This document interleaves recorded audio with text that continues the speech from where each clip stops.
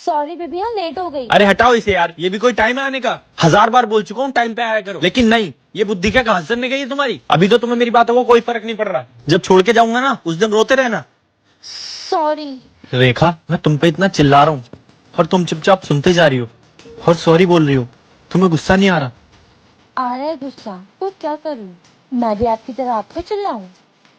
देखो प्रशांत, अगर मैं भी आपकी तरह आपके बराबर ही चिल्लाने लगी ना, तो लड़ाई और बढ़ जाएगी।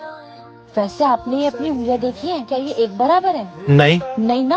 वैसे ही अगर एक रिश्ते में ज्यादा गुस्सा कर रहा है तो एक को शांत हो जाना चाहिए, ताकि हमारे रिश्ते की गाड़ी आराम से चलती रहे और हम ऐसे ही खुश रहें। वरना अगर हम दोनों ही बराबर होंगे तो सिर्फ और सिर्फ लड़ाइयाँ होंगी। समझे बुद्धू?